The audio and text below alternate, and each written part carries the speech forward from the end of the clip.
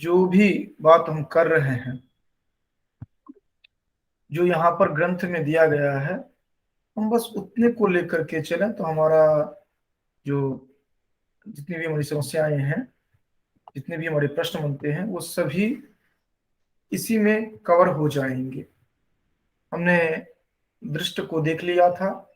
अब चर्चा कर रहे हैं हम अनुमान की। अनुमान के लिए हमने सुबह में चर्चा की थी किस तरह से तल्लिंग लिंग पूर्वकम ज्ञानम अनुमानम। लिंग क्या है, लिंगी क्या है, ये भी हमने चर्चा कर लिया था। लीनम अर्थम गमयति इति लिंगम। तो ये लिंग कौन है? क्योंकि जो अर्थ को बताता है, जो अर्थ तक पहुंचाता है हमें, उसको हम लिंग के रूप में लेते हैं। ठीक। लीनम अर्थम गमयति लिंगम। अब आप इसको थोड़ा और विस्तार में देखिए। क्योंकि जैसे आपने न्याय आदि में देखा होगा, तर्क संग्रह आदि में आपने पढ़ा होगा, वहां पर आप व्याप्ति, इसके साथ साथ अलग अलग जो इनके टेक्निकल टर्म्स हैं, पक्ष आदि जो हैं, उनको आप वहां पर देखते हैं। यहाँ पर आप कारिका में देख रहे हैं, इस तरह का कोई भी आपको विस्तार में कुछ भी नहीं पढ़ना है। तो आप ये ध्यान रखेंगे, जो ग्रंथ आप पढ़ रहे हैं उसका जो दायरा है, उसी दायरे में आप रहिए, तो आपके लिए बेहतर है। अगर आप उस दायरा को क्रॉस करके आगे जाना चाहते हैं तो अब जाइए, आपकी मर्जी है। फिर वस्तुतः आपका प्रश्न जितना भी बनेगा सांख्य से, वो यहीं से बनेगा। इसमें अनुमान जो है, इसको दो रूपों में आप यहाँ पर देखते हैं। अगर आप ग्रंथ को देखें, आपके पास ग्रंथ उपलब्ध होगा, अगर ग्रंथ आप देखें तो यह और भी स्पष्ट हो जाएगा, जो कि वहां पर क्या वो कह रहे हैं।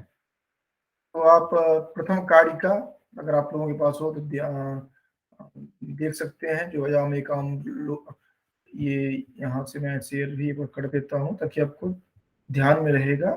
और इसके संदर्भ में क्या कारिका है वो भी आप देख लेंगे तो आपके लिए थोड़ा सहज रहेगा। क्योंकि और कुछ नहीं होगा, जितना जितनी चर्चा है, चर्चा तुम्हें उतनी ही करनी है, लेकिन आप कॉन्फिडेंट रहेंगे जो कि हमने इसको देख लिया है। ठीक है। और नहीं होगा कि ग्रंथ में भी ग्रंथ भी शेयर कर दूंगा आपसे, या लिंक मैं यहाँ पर दे दे रहा हूँ ताकि जिनको वहां तक जाने की इच्छा हो आ सकते हैं। ये चैट बॉक्स में मैंने का लिंक दे दिया है।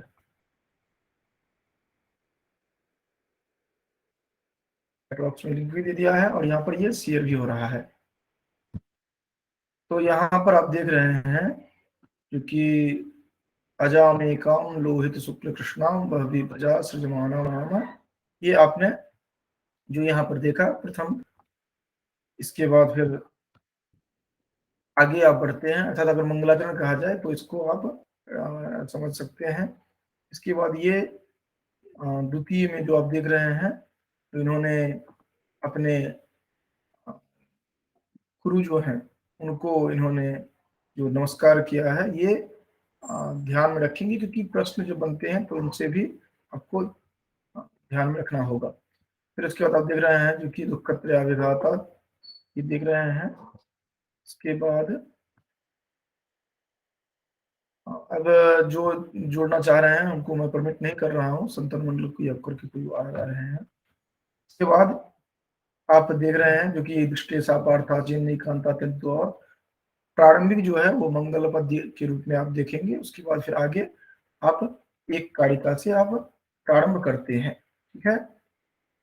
और इसके बाद आप ने द्वितीय जो देखा था, इसमें पूरा सब कुछ आपको विस्तार पूर्वक मिल जाएगा और सहज रूप से आप समझ पाएंगे। इसका इसमें जो संस्कृत जो दिया गया है आपके लिए बहुत अधिक नहीं क्लिष्टकर रहेगा। हालांकि ये तत्व कौमुदी है, ये ध्यान रखिएगा। तो आपको विस्तार में नहीं जाना है, लेकिन फिर भी आप देख सकते हैं इनको। ठीक है। इसके बाद आप अगली कारिका से आगे बढ़ते हुए आप देखेंगे, क्योंकि ये दृष्टोदानुश्रविका है।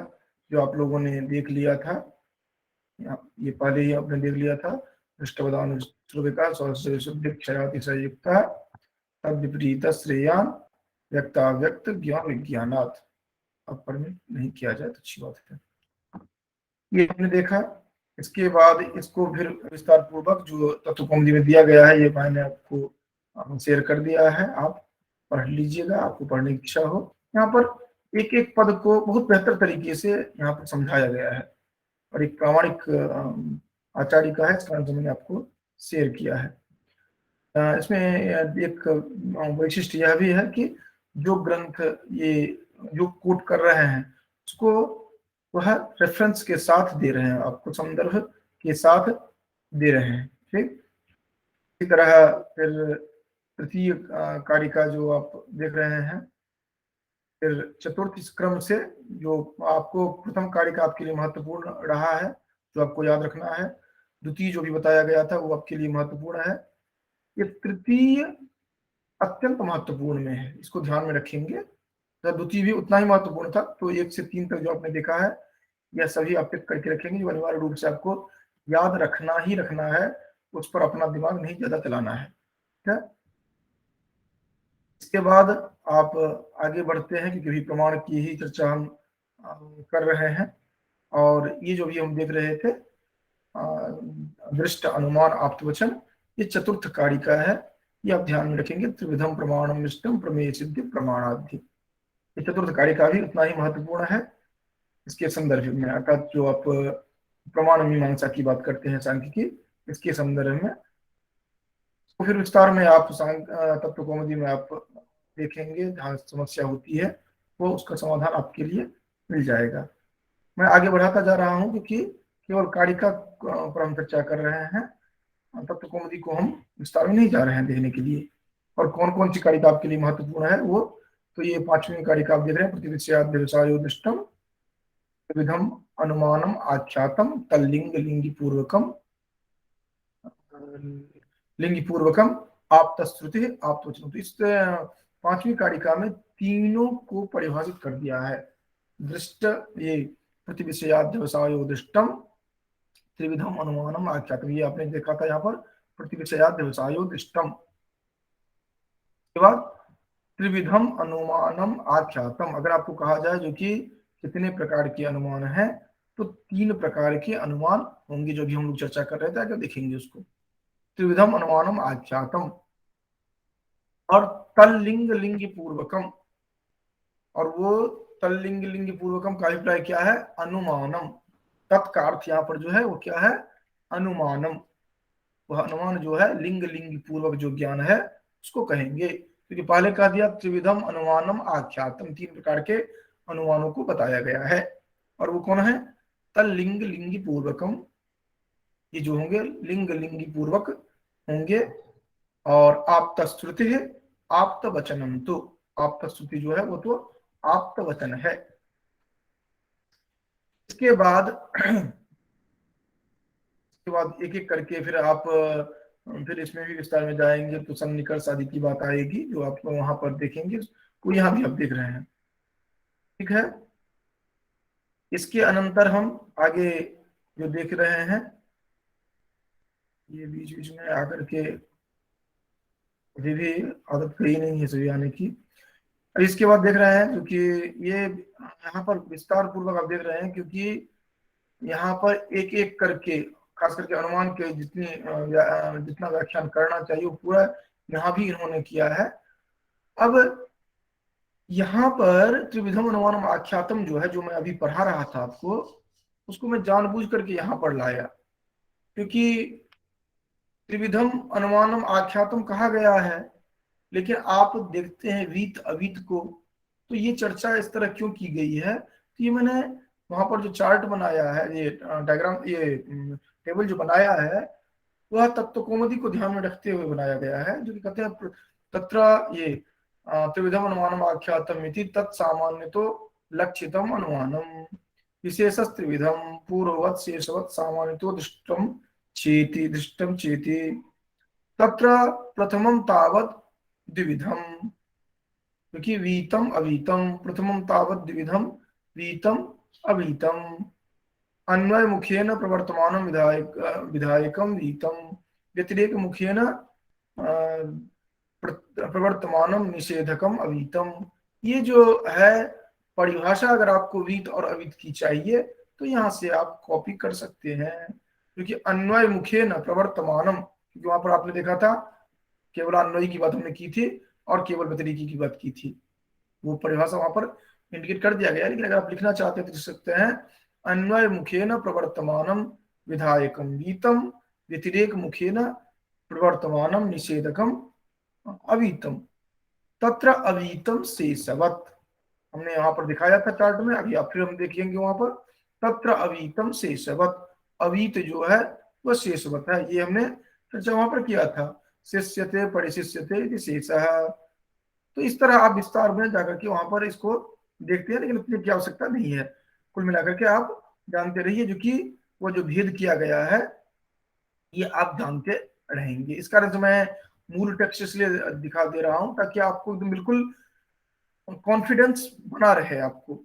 फिर वीतम द्वेधा पूर्ववत सामान्य तो दृष्टम च, क्योंकि मैंने तो चार्ट आपको बता दिया, लेकिन फिर आपको लगेगा जो कि पता नहीं कहाँ से दिया गया है, कार्यक्रम तो कहीं दिख नहीं रही है, तो इसीलिए मैं तत्व कौमुदी आपको दिखा दिया ताकि आप स्पष्ट रूप से ध्यान में रखेंगे ये तत्व कौमुदी के आधार पर ये कहा जा रहा है।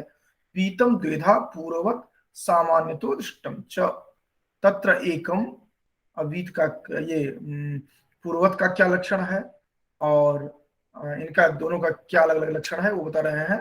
तत्र एकम दृष्ट स्वलक्षण सामान्य विषयम यत् तत्पूर्वम प्रसिद्धम दृष्ट स्वलक्षण सामान्य मिति। इसके आपको डेप्थ में जाने की आवश्यकता नहीं है, पूर्ववत सामान्य तो दृष्ट ये दो हैं, इनको आप ध्यान में रखिए। इसके बाद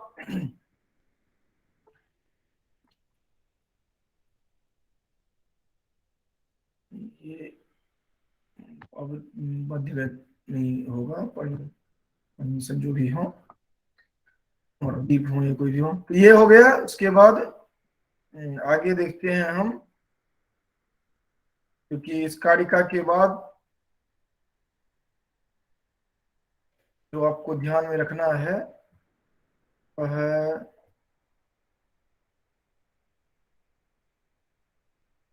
ये अनुमान का प्रभाव बहुत लंबा चलता है, फिर ये बीच मध्य में आ जाता है, उनका उपमान खंडन आदि जो आ जाता है, इस कारण से ये लंबा चलता है। ये हम प्रारंभ में वही वाला रख लेते तो बेहतर रहता। ठीक, तो इसमें और आगे बढ़ते हैं हम।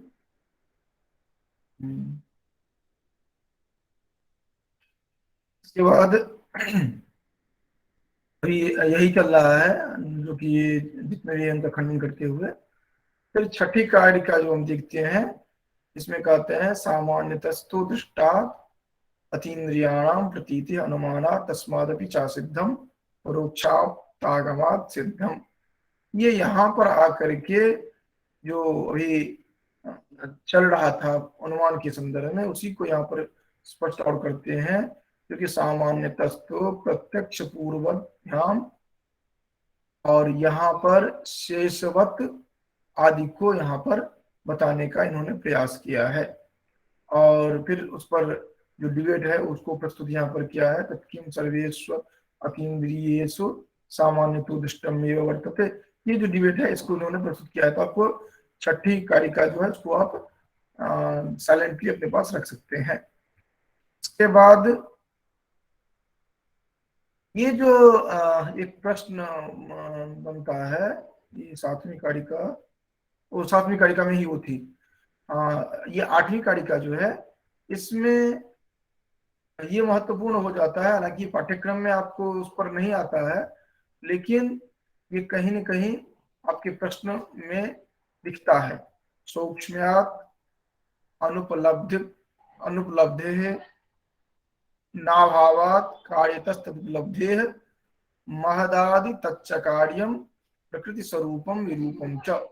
ये बताते हैं जो कि अनुपलब्धि के जो कारण हैं उनके बारे में केवल यहाँ पर बताया गया है, जो कि किन किन कारणों से वह उपलब्धि नहीं हो पाता है, क्यों ये चर्चा किया गया है, जो कि किन किन किन किन कारणों से उपलब्धि नहीं हो पाती है, ये स्पष्ट नहीं हो पाता है, ये यहाँ पर चर्चा करते हैं, जिसको कि हम लोगों ने कहा था, जो कि लास्ट में हम लोग देखेंगे। तो ये हो गया। उसके बाद फिर हम आगे चलते हैं 8वें के बाद। नौवीं कारिका जो है तो देखते हैं। कोई अपने पास ये रखे हो तो उनके लिए तो बेहतर हो जाएगा, कारिका एक एक करके बताते चलेंगे, क्योंकि फिर बीच में पदे छूटेगा नहीं कोई। अब इसके बाद जो 9वीं कारिका में हम देख रहे हैं, जो कि ये असत करणाद उपादान ग्रहणात, ये हम लोगों ने सत्कार्यवाद की सिद्धि के लिए लिखा है। आप पेन कॉपी रखे हैं तो आप नोट करते जाएंगे, जो कि इस कारिका में ये चर्चा की गई है, ताकि आप उसको पूर्ण रूप से एक नजर समस्त को आपने देख लिया है, ध्यान में रहेगा। 9वीं कारिका में अब वही असत करणाद उपादान ग्रहणात सर्वसंभवाभावात् शक्त से शक्य करणात कारण भावाच सत्कार्यम।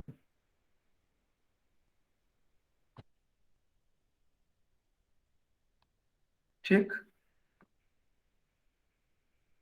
ये अभी अभी अमरदीप ज्वाइन किए हैं, बार बार कंटिन्यूस आपका आ रहा था रिक्वेस्ट इसके लिए।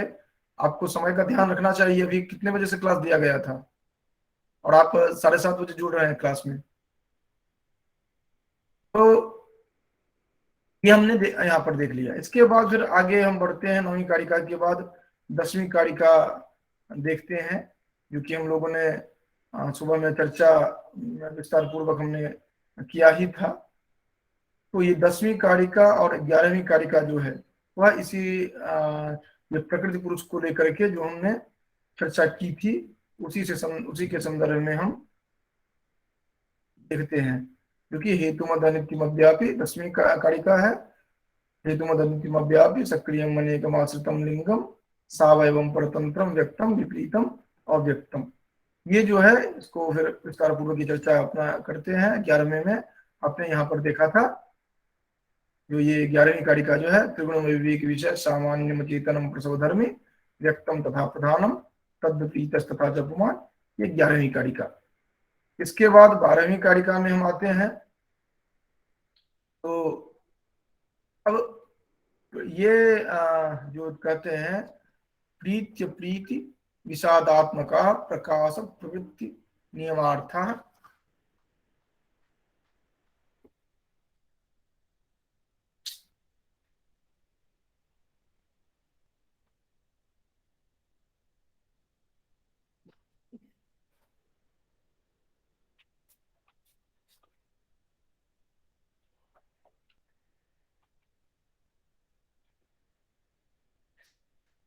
प्रकाश प्रवृत्ति नियमार्थ है।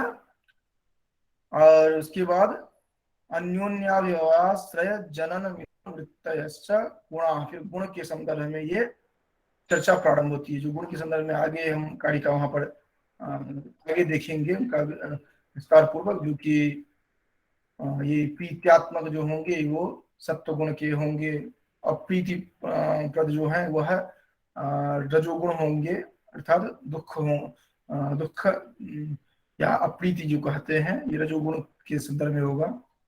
और विषादात्मक जो होगा वह मोह को उत्पन्न करने वाला होगा, जो तमोगुण है। तो इसी कारण से ये इन तीनों की चर्चा यहाँ पर की गई है, जो हम अभी देखेंगे। यहाँ पर चार्ट बना करके बता रहे हैं, लेकिन कारिका संख्या आप नोट कर लेंगे, ताकि आपको सहज रूप से जब भी आपको खोजना हो इसमें आराम से आप कर सकें। क्योंकि एक बार जब हम चल रहे हैं तो संपूर्ण का समग्र अवलोकन हम लोग कर लें।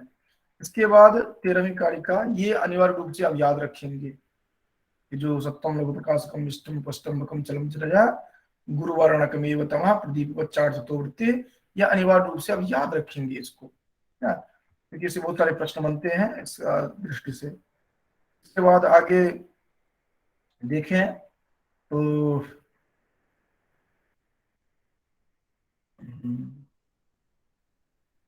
चलिए, इसके बाद जो आ जा रहा है वह ये हम जो क्रियात्मक जो चर्चा हमने किया था अव्यक्त आदि के संदर्भ में जो हमने चर्चा की थी, उसी को ये आगे एक्सपेंड कर रहे हैं।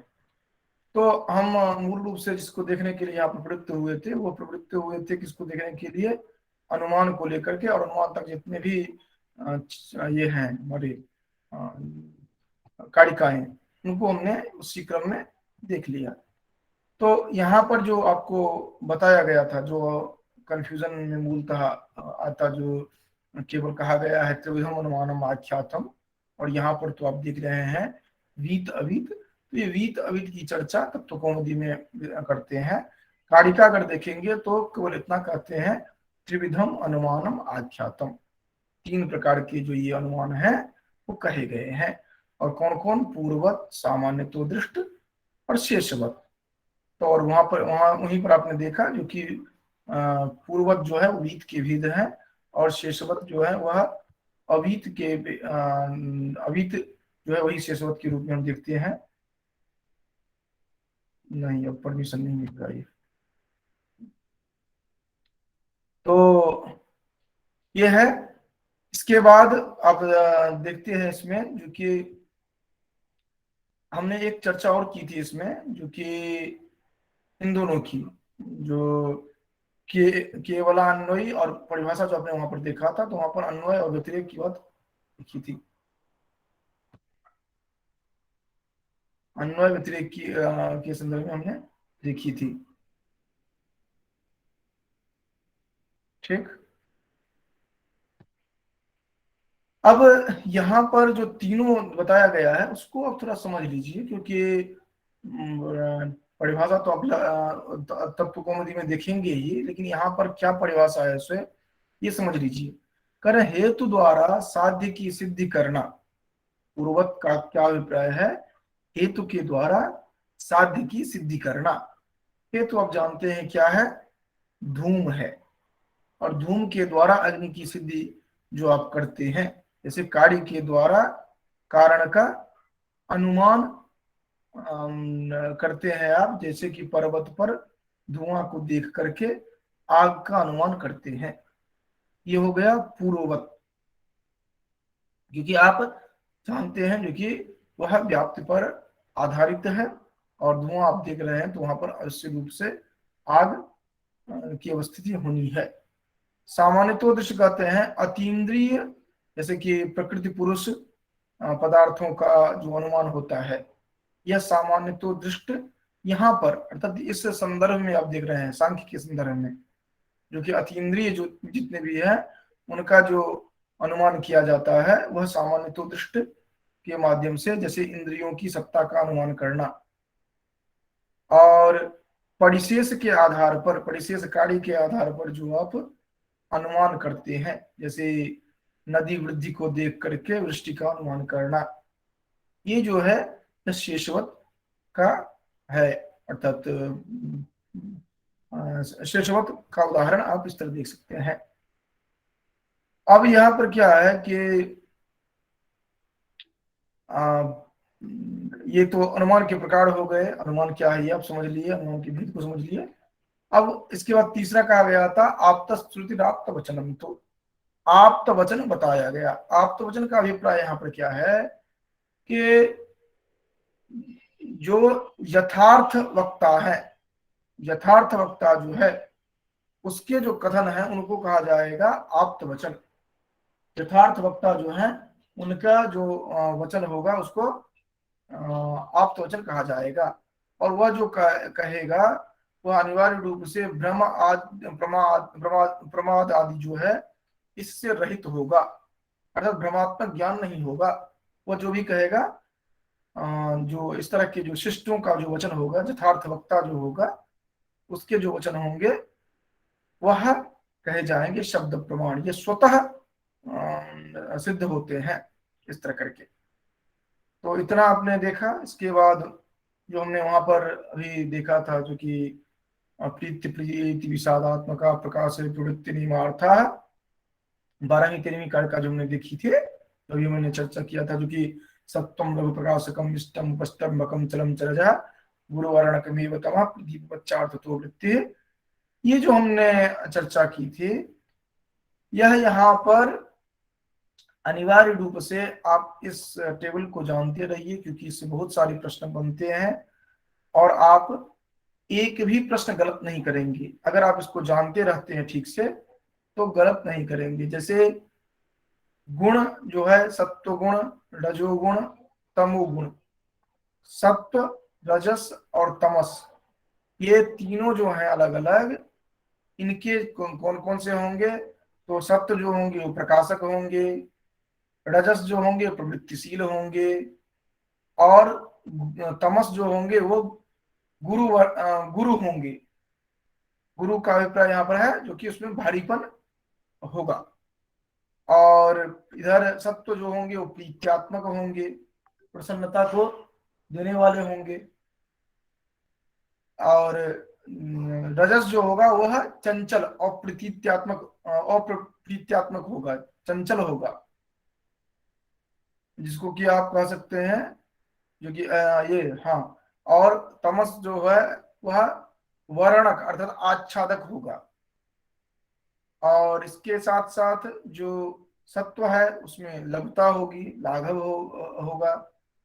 और रजस, ये बहुत बार प्रश्न बनता है और हम कंफ्यूज करते हैं। उपस्तंभक का अर्थ होता है अंत उत्साह वाला। तो कोई कार्य आप करने लगते हैं तो आपको आंतरिक उत्साह जो आता है, इसको कहा जाता है उपस्तंभक। और तमस जो होता है वो विषादात्मक होता है। यही आपको इन दोनों कारिकाओं में बताया गया है, जिसको एक टेबल के रूप में हमने बताने का प्रयास किया है ताकि आप सहजता से समझ लें। तो प्रीति विषादात्मका प्रकाश प्रवृत्ति नियमार्था, प्रकाशक, प्रवृत्ति और नियमार्थक। गुरु जो कहा गया है, गुरु का अभिप्राय वहां पर है नियमन करने वाला, रोकेगा। इसके बाद दिया गया है अन्योन्याभिभवात भवाश्रय जनन मिथुन वृत्तयश्च।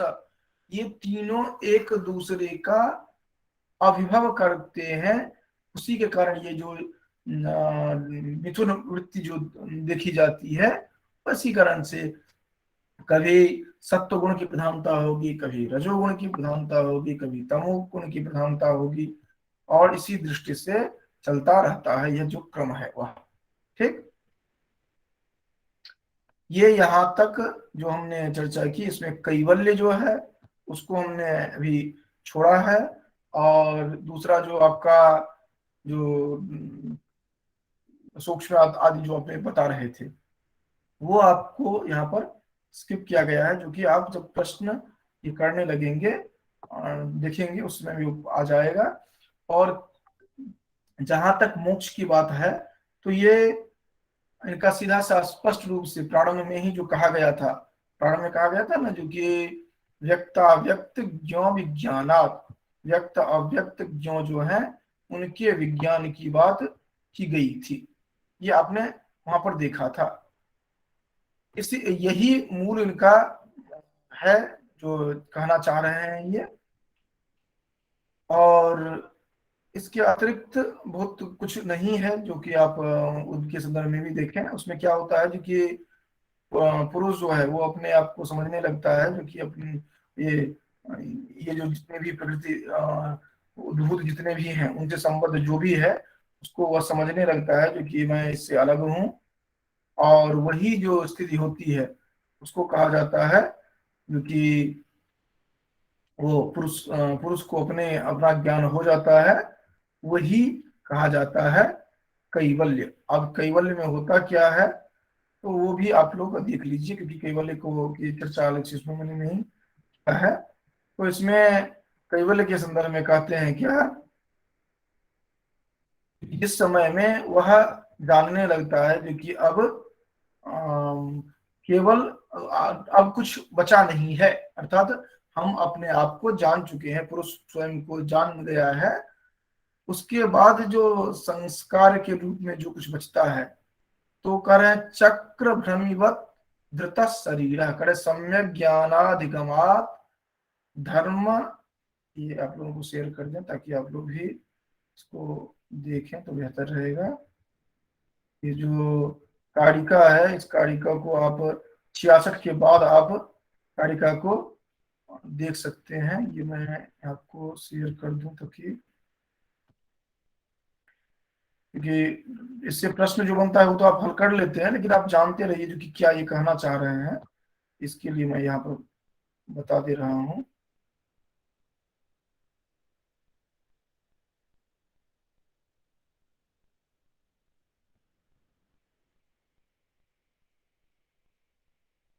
हम्म,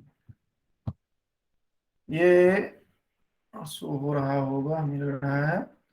ये जो दिया गया है, दृष्टा मया मया इत्युपेक्षक एको दृष्टा अहम इति पुरम पुरमन्त्यन्या सति संयोगेपि तयोः प्रयोजनम नास्ति सर्गस्य।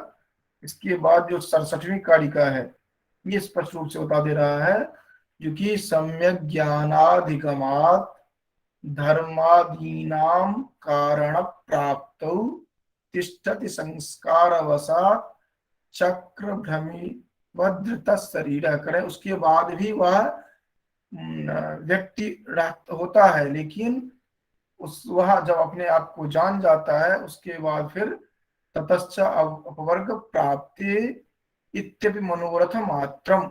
ये देखिए बहुत ही बेहतर तरीके से यहाँ पर बता दिया गया है। देखिए ये कह रहे हैं जो कि जिस समय में ये सब सब कुछ हो जाता है, उसके बाद फिर से पुनः पुण्य न इसका सर्ग का कोई प्रयोजन नहीं रह जाता है, जब वो अपने आप को समझ जाता है। और उसके बाद क्या होता है कि उसे केवल बस इतना रहता है जो कि कैवल्य की बात जो आ रही है, ये कैवल्य टर्म आ रहा है, क्योंकि कैवल्य जो है वह सिर्फ उसका वह भी मनोरथ जो होता है, मनोरथ मात्र ये होता है, न कि वह उससे कुछ चाहता है। ठीक। और उसके बाद क्या होता है कि जैसे कुम्हार चाक चलाता है, तो एक बार चला देने के बाद कार्य हो भी जाता है, तो भी वो चाक जो है वो चलता रहता है, क्योंकि वो संस्कार के रूप में जितना विद्यमान है वह निरंतर चलेगा ही। और इसी तरह वह मनुष्य जो है वह भी इस तरह रहेगा। संस्कार से साधव्य धृत शरीर तथा कदा अस्य मोक्षो भविष्यति। फिर ये होता है कि वह कब इसका मोक्ष होगा, तो कहते हैं प्राप्ते शरीर भेदे चरितार्थत्वात् प्रधान प्रधान विनिवृत्तौ एकांतिकम आत्यंतिकम उभयम कैवल्यम आपनोति। यह दोनों ही तरह से आत्यंतिक, एकांतिक और आत्यंतिक, इन दोनों ही तरह से वह कैवल्य को प्राप्त करता है। ध्यान रखेंगे यहाँ पर कैवल्य पद दिया गया है, क्या कैवल्य पद दिया गया है, और कैवल्य का अभिप्राय क्या है, दुखत्रय विगम विगम प्राप्नोति। दुखत्रय विगमन जो होता है उसको प्राप्त कर लेता है पुरुष। कह रहे हैं अनारब्ध विपाकानाम तावत कर्माशयानाम तत्वाग्निनाम बीज भावो दग्ध है।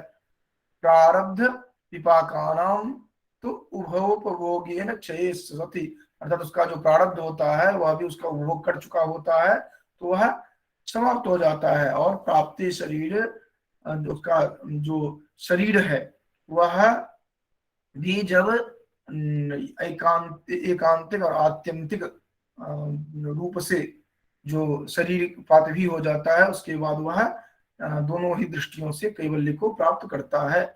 और फिर मैं वही बात कहूंगा एक बार, क्योंकि जो आप अन्य जगह स्थल पर देखते हैं वही यहाँ पर भी है। जो जब जीवन में यह ज्ञान हो गया जो कि मैं जो हूँ बस मैं ही हूँ, मैं मेरे अलावा दुनिया में कोई नहीं है, और मुझे हमेशा ऐसे ही एक एक को हूँ का भाव हो जाता है, क्योंकि इसके अतिरिक्त और कुछ नहीं है उस समय में। और तब तक क्या वो कब होता है, जब तक कि आप संपूर्ण समग्र रूप से आपका जो भी काम क्रोध लोभ आदि जो है उसका प्रशमन हो जाता है, और आप में आप अपने अपना बोध जो है वह हो जाता है। और अपना बोध हो जाने पर क्या होता है कि आप किसी के न तो अहित सोचेंगे, न केवल समाज समाज के हित के लिए, समाज के उत्थान के लिए केवल आप कार्य करते रहेंगे, उसके अतिरिक्त आपके पास कुछ भी नहीं रहेगा। लेकिन जब तक आपका जो प्रारब्ध है वो जब तक भोग नहीं हुआ है, तब तक आपको मृत्यु भी नहीं मिलने वाला है। क्योंकि प्राप ये प्रारब्ध कर्मणाम भोगादेव क्षय, प्रारब्ध कर्म जो है वह भोग के साथ ही समापन की ओर होता है। तब आप कहेंगे जो कि अगर जो उतने दिन तक, मान लीजिए आज मुझे ज्ञान प्राप्त हो गया है लेकिन फिर भी मैं इस दुनिया में हूं, तो कर्म तो कर रहा हूं, उसका फिर फल तो हो रहा है। तो करे नहीं, वो केवल संस्कार रूप में केवल होगा। हमारे पास जो जैसे 31 मार्च को पूरा बैलेंस कर लिया जाता है, उसी तरह हमारा पूरा बैलेंस हो चुका है। अब वो जो भी मैं काम, अच्छा भी काम कर रहा हूँ तो उसमें काउंट नहीं हो रहा है कुछ, जो और बुरा काम की तो बात ही नहीं है। जो हमारे पास पिछले का काम था वो काम भी समाप्त हो चुका है। तो उसके बाद कहते हैं दग्ध बीज, अर्थात उसके बाद फिर बीज बचता ही नहीं है, और उसके बाद कैवल्य की प्राप्ति होती है। और यही चीज आप जब वेदांत सार को भी अंत में देखेंगे तो वहां पर भी यही चीज होगा, वेदांत सार में भी, कि वहां पर भी सबसे पहले वो कहेंगे जो कि ये विदेह मुक्ति की बात करते हैं। तो वो वही बात है जो अंत में जो मुक्ति है वह विदेह, अच्छा इसके पूरा हो जाने के बाद होता है। कृष्ण मोहन मिश्रा भी ज्वाइन करने के लिए आ रहे हैं, बहुत अच्छी बात है। तो ये जो है विदेह, सबसे पहले तो आपको मुक्ति होती है जिसमें कि आप ज्ञान प्राप्ति आपको हो जाती है। उसके बाद फिर आप शरीरपात हो जाता है, अर्थात जीवन मुक्ति, जीवित रहते हुए। और फिर विदेह मुक्ति जब आपका विगते देह जो होता है, और विदेह मुक्ति की बात करते हैं सांख्य वेदांत में, वेदांतिक ट्रेडिशन में। लेकिन यहाँ पर जो है यह कैवल्य पद का प्रयोग करते हैं। और कैवल्य का आपने जो प्रारंभ में किया था, दुःखत्रय विघाता जिज्ञासा तद्विघात के हेतु दृष्टि सापार्था चेन्नी कांता दृष्टवदानुसर्ग स्वदीक्षा से युक्त है। तद विपरीत श्रेयान व्यक्ता व्यक्त विज्ञान जो कहा गया था। जब आप जान लेते हैं इन तीनों का जो पार्थक्य है, उनको समझ लेते हैं, वही आपके लिए कैवल्य की स्थिति है। वह कैवल्य के बावजूद आप कार्य करते रहते हैं, सामाजिक कार्य में लगे होते हैं, लेकिन वह तब जाकर के आप एकांतिक आत्यंतिक दुख की निवृत्ति होती है, जब आप इससे मुक्त हो जाते हैं। ये आज जो हमने चर्चा की थी उसमें हुआ, और जितने भी प्रश्न बचेंगे, प्रश्न की चर्चा हम करेंगे, उसके साथ हम सभी को देख लेंगे क्या क्या समस्याएं कहाँ पर है। अब कोई प्रश्न आप लोगों को हो तो वो प्रश्न आप लोग, अभी 15 मिनट टाइम है, 15 मिनट में आप लोग प्रश्न कर सकते हैं। और